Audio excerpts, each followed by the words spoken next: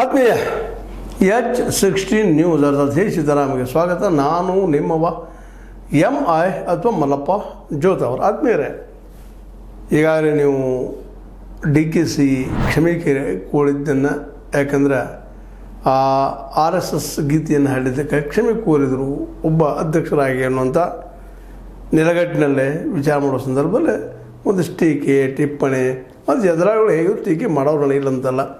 ನೋಡ್ರಿ, ಇಟಾಲಿಯನ್ ಇದು ಸಂಸ್ಕೃತಿಗೆ ಅಂಜಿದ್ರು, ಮತ್ತದಕ್ಕೂ ಅಂಜಿದ್ರು, ಏನೇನೋ ಕಾಮೆಂಟ್ಗಳನ್ನು ಮಾಡ್ತಾಯಿದ್ದಾರೆ ನಡೆಯುವಂಥವು. ಮತ್ತು ಯಾವುದೋ ಸಂದರ್ಭದಲ್ಲೇ ಸ್ಲಿಪ್ ಆಫ್ ಟಂಗೋ ಅಥವಾ ಒಂದು ಜಾಣದ ತೋರಿಸುವಂಥದ್ದು ಮತ್ತದು ಕಾರಣ ಇರ್ಬೋದು ಇದಕ್ಕೆ, ಇದಂತಲ್ಲ. ಯಾಕಂದ್ರೆ ನಾವು ತಿಳಿದವ್ರು ಇದ್ದೇವಪ್ಪ, ನಿಮ್ದೆಲ್ಲ ಗೊತ್ತದ ಅಂತ ಹೇಳುವಂಥ ಒಂದು ಆವೇಗದಲ್ಲೂ ಇಂಥ ಮಾತನ್ನು ಮಾತಾಡಿದ್ದು. ಆಗ ದೊಡ್ಡ ಚರ್ಚೆನೂ ಆಗ್ಯದ ಇದು. ಇಲ್ಲ DK ಶಿವಕುಮಾರ್ ಅವರು ಅದಕ್ಕಾಗಿನ ಇವರೆಲ್ಲೇ RSS ಸೇರ್ತಾರೆ, BJP ಸೇರ್ತಾರೆ ಅನ್ನೋಂಥ ಮತ್ತೊಮ್ಮೆ ಚರ್ಚೆಗಳು ಆರಂಭ ಆಗಿದ್ದು. ಅದೇ ಕಾಲಕ್ಕೆ ನಮ್ಮ ಹಿರಿಯ ನಾಯಕರು ಸಾಕಷ್ಟು ಟೀಕೆ ಮಾಡಲಿಕ್ಕಿದ್ದರು.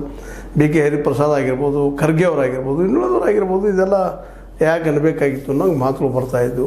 ಸ್ವತಂತ್ರವಾದ ಮೀಡಿಯಾಗೆ ಬೇಕಾಗಿರುವುದು ಸ್ವತಂತ್ರ ಧ್ವನಿ. ಆ ಸ್ವತಂತ್ರ ಧ್ವನಿ ಉಳಿಸಲು ನೀವು ಮಾಡಬೇಕಾದದ್ದು ಇಷ್ಟೇ. ಅದೇನಪ್ಪಾ ಅಂತಂತಂದ್ರೆ, ನಿಮ್ಮ ಕೈಲಾದಷ್ಟು ಸಹಾಯ ಈ ಚಾನಲ್ಗೆ ಮಾಡಿ ಹಾಗೂ ನಿಮ್ಮ ಧ್ವನಿಯನ್ನು ಕಾಪಾಡಿಕೊಳ್ಳಿ. ಇಂಥ ಸಂದರ್ಭದಲ್ಲಿ ಅವರ ಪಕ್ಷದಲ್ಲೇ ವಿರೋಧಿಗಳು ನಾವು ಒಂದಿಷ್ಟು ಏನೋ ಮಾತಾಡಿ ದೊಡ್ಡದು ಇಶ್ಯೂ ಮಾಡ್ತಾರೆ, ಈ ಸ್ವತಃ ಇವರಿಂದ ತಪ್ಪು ಮಾತಾಡ್ತಾರೆ, ಇವ್ರ ಬಗ್ಗೆ ಏನು ಆ್ಯಕ್ಷನ್ ಇಲ್ವಾ ಅನ್ನುವಂಥ ಮಾತುಗಳು ಕೇಳಿ ಬರ್ತಾಯಿದ್ರು. ಸ್ವತಃ KL ರಾಜನ್ ಅವರು ಕಾಮೆಂಟ್ ಮಾಡಿದ್ದು